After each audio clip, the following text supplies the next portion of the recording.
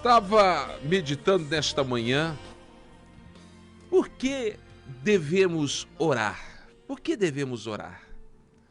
Por que devemos ter uma vida de oração?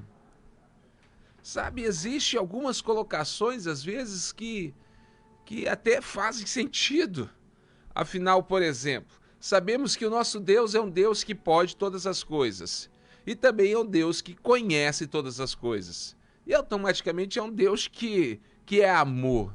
E se ele pode, se ele conhece, se ele ama, por que tem que ficar pedindo? Por que tem que ficar orando? Se ele conhece tudo, se ele pode tudo e se ele nos ama, por que isso? Sabe, irmãos, é uma pergunta difícil, né? Por que devemos orar? E como é uma pergunta difícil, complexa, também não é uma resposta tão simples. Na verdade, existem vários motivos. Eu creio que o nosso tempo aqui não vai permitir, né, falar todos, e eu nem tenho todos aqui. Com certeza, outras pessoas, outros teólogos, outros pastores, padres poderiam dar algum argumento diferente que é válido também. Mas eu deixo de passar alguns. Primeiro, porque o nosso Deus, ele quer se relacionar. É um Deus de relacionamento. A gente vê, por exemplo, Jesus chegando até um cego ou até um paralítico em alguma situação. Ali aquela pessoa está pedindo esmola, aquela pessoa está ali, né? E ele chega todo e pergunta, olha, o que queres que eu te faça?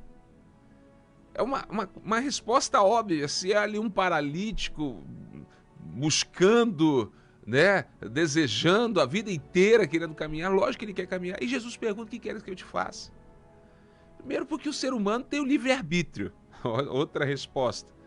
Ele não vai interferir em algo que você não queira, que você não o autorize, que você não o permite.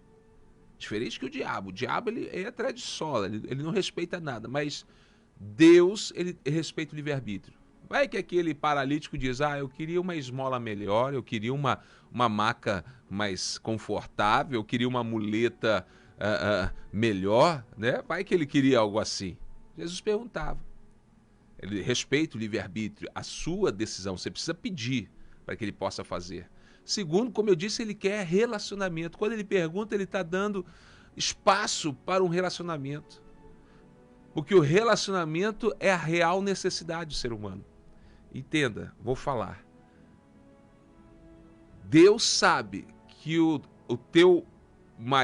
a tua maior necessidade não é o milagre que você está orando. A tua maior necessidade é a oração. O teu maior problema não é a dificuldade que você está passando. O teu maior problema é a falta de oração. Por isso ele utiliza o teu problema para que você possa orar. Pegou aí? É forte, é violento. Por isso devemos orar. Agora, existe a persistência, a perseverança. Deixa eu falar aqui em rápidas palavras, algo que também é profundo e que demoraria muito tempo. Primeiro, entenda que existem universos paralelos, céus paralelos. Apóstolo Paulo, ele diz que ele foi arrebatado até o terceiro céu. É um terceiro céu paralelo, um universo paralelo a esse que a gente vive. Que terceiro céu é este? Ele teve um encontro com Deus, ele foi levado à casa de Deus, à sala do trono, à presença do Deus Altíssimo, terceiro céu. O primeiro céu é esse que nós conhecemos, onde tem as estrelas, o sol, a lua, esse universo todo que a gente conhece. Este é o primeiro céu. Mas paralelo a este, há o terceiro céu, como eu já disse, que é a casa de Deus. Mas se existe esse primeiro céu, que é o nosso, e o terceiro céu, que é a morada de Deus, existe o segundo céu. Que segundo céu é este? O segundo céu, quando lá no livro de Jó, Satanás, ou seja, as forças malignas, demônios, Satanás ele se apresenta diante de Deus para questionar a vida de Jó. Deus pergunta para ele, de onde você vem? E ele diz assim, eu vim de rodear a terra. Não é que Satanás ele está neste nosso universo, você não vai enxergar. É um universo paralelo, rodeando a terra nesse universo paralelo. Que universo é esse? O segundo céu. Então existe o primeiro céu, que é o nosso, onde nós vivemos. De uma forma paralela existe o terceiro céu, que é a casa de Deus. E existe entre os dois o segundo céu, que é uma região onde são travadas as batalhas espirituais. Aonde se fica ali as forças do bem e as forças do mal. Ficam ali os anjos e os demônios.